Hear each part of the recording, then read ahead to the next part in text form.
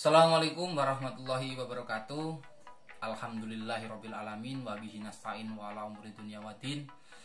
Wassalatu wassalamu ala asrofil anbiya wal mursalin wa ala alihi washabihi ajmain, amma ba'du. Yarfa'illahu alladhina amanu minkum walladhina utul ilma darajat, amma ba'du. Sahabat-sahabat semua yang saya hormati, sebelumnya izinkan saya perkenalan ataupun memperkenalkan diri saya. Nama saya Gatot Priyamboda Agusta. Saya dari IAIN Kudus, yang saat ini pun masih menjadi mahasiswa aktif di IAIN Kudus. Sahabat-sahabat semua yang saya hormati, pada kesempatan malam hari ini alhamdulillah kita masih diperkenankan ataupun masih diberikan kesempatan untuk bisa bertemu kembali, meskipun dalam media sosial ataupun dalam media daring yang saat ini memang harus kita lakukan via daring ini dengan mengantisipasi menyebarnya ataupun terjadinya virus corona ataupun terjangkitnya virus corona dengan adanya berkerumun. Tapi tidak masalah menurut saya teman-teman dengan adanya seperti ini. Sebelumnya pada kesempatan kali ini saya akan sedikit membahas mengenai isu-isu ataupun mengenai polemik-polemik yang ada di Indonesia, khususnya di bidang akademisi teman-teman. Di bidang akademisi, di bidang edukasi ataupun pengetahuan yang saat ini kita alami dan saat ini kita rasakan bersama-sama. Tapi sebelum kita mulai perbincangan ataupun kita mulai diskusi pada malam hari ini, perlu teman-teman semua ketahui bahwasanya negara Indonesia ini adalah negara yang sangat besar sekali. Dengan negara yang besar saat ini yang kita rasakan dengan adanya sumber daya alam yang sangat besar, kekayaan alam yang sangat besar, ini yang dimana dapat menunjang, dapat memberikan sebuah potensi yang besar untuk kita sebagai mahasiswa ataupun sebagai generasi of change, sebagai generasi dalam perubahan sosial, dalam perubahan apapun, untuk sekiranya memberikan kontribusi kepada negara kita, negara Indonesia. Tapi bukan itu yang nantinya akan kita bahas ya teman-teman. Akan tetapi kita akan membahas mengenai isu-isu ataupun permasalahan-permasalahan yang ada di lingkup pendidikan yang kita rasakan saat ini. Berbicara isu pendidikan yang saat ini kita rasakan, bahwasanya dari kemarin kita sudah melihat dan sudah mendengar teman-teman semuanya, bahwasanya pada kesempatan kali ini dengan adanya pandemi ataupun dengan adanya kasus corona saat ini, yang dimana dapat memberikan dampak yang sangat besar kepada akademisi yang nantinya akan kita tempuh teman-teman, khususnya pada lingkup pendidikan dasar, menengah ke atas, lebih-lebih kepada mahasiswa ya. Pada kesempatan kali ini nantinya akan kita bahas yaitu di lingkup mahasiswa teman-teman semuanya, karena kita di sini sebagai mahasiswa ya, sebagai mahasiswa yang dimana notabene-nya sebagai kaum akademisi, sebagai kaum intelektualis, sebagai organisatoris, harus bisa memahami isu-isu yang saat ini sedang marak ataupun isu-isu yang saat ini sedang berkembang ya. Teman-teman yang saya hormati dan yang saya banggakan semuanya, melihat isu-isu perkembangan di lingkup pendidikan saat ini yang perlu kita ketahui dan perlu kita analisis semuanya, lebih-lebih di lingkup mahasiswa teman-teman semuanya, kita melihat kebijakan-kebijakan pemerintah yang saat ini seakan-akan memberikan dampak negatif kepada kita, khususnya sebagai mahasiswa, yang dimana seakan-akan mendiskriminasi kita sebagai mahasiswa yang tidak bisa memberikan suara, yang tidak bisa memberikan hak-hak kita untuk bisa memperjuangkan hak kita dan untuk bisa mendapatkan fasilitas yang harusnya kita miliki. Maaf ya.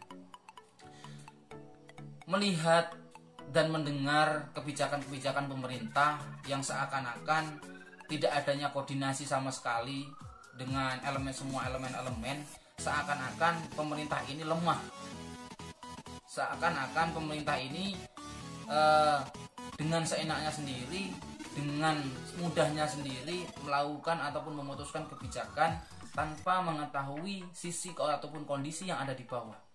Lebih-lebih kita sebagai mahasiswa, teman-teman semuanya, perlu kita ketahui dan perlu kita pahami semuanya.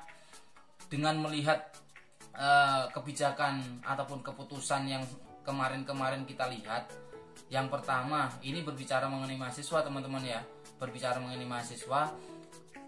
Ketika kita melihat kebijakan ataupun keputusan yang ditetapkan oleh pemerintah, khususnya di Kemenak ataupun Kementerian Agama Republik Indonesia, mengenai pemotongan UKT ataupun dispensasi mengenai UKT.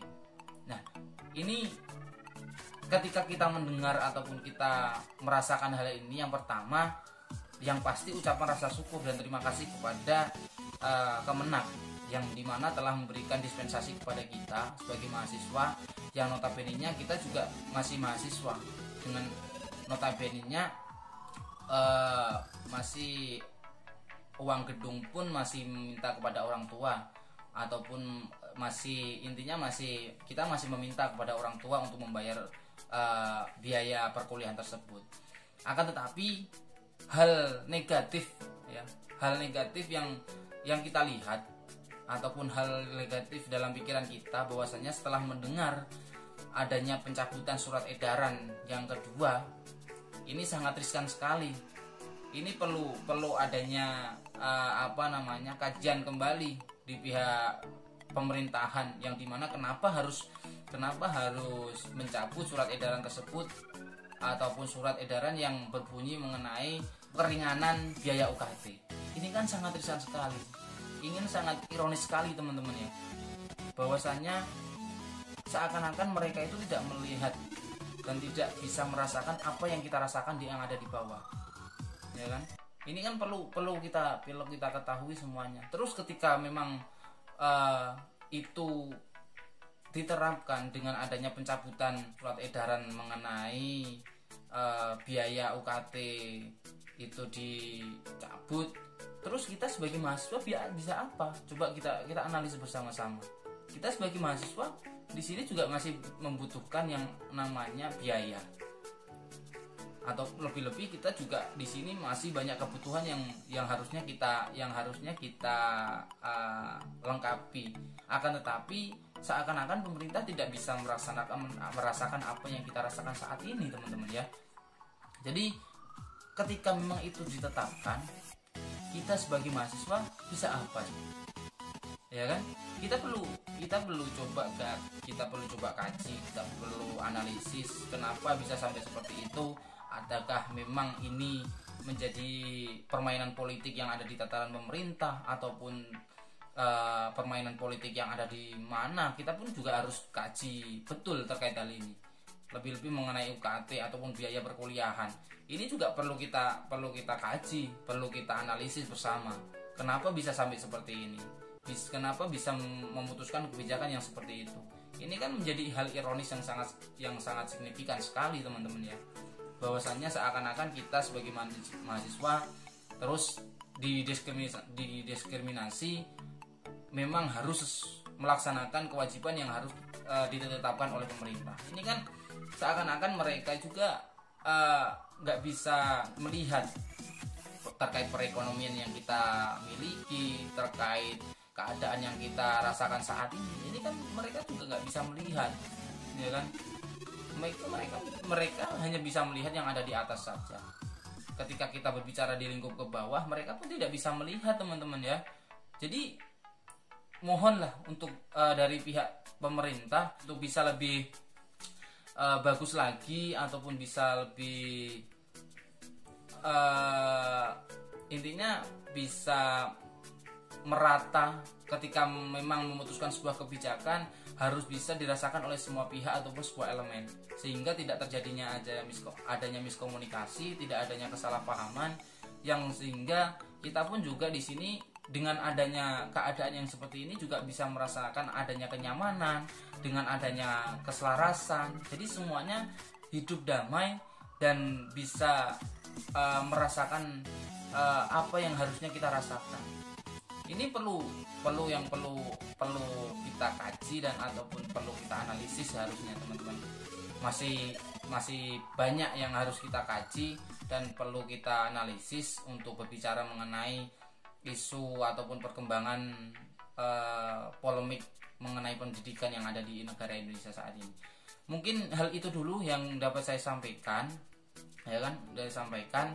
Kurang lebihnya mohon maaf. Semoga ini bisa menjadikan hal kecil untuk teman-teman juga bisa paham, bisa tahu terkait keadaan mengenai pendidikan negara kita Indonesia saat ini yang memang benar-benar butuh adanya pengawalan dari pemerintah untuk tetap bisa menjalankan tugasnya, ya kan, menjalankan tugasnya, dan kita pun juga bisa menjalankan tugas kita sebagai mahasiswa untuk tetap mencari ilmu atau menuntut ilmu sebanyak-banyaknya untuk bisa membanggakan negara kita, negara Indonesia. Mungkin itu teman-teman yang dapat saya sampaikan, kurang lebihnya mohon maaf. Terima kasih. Sekian dari saya.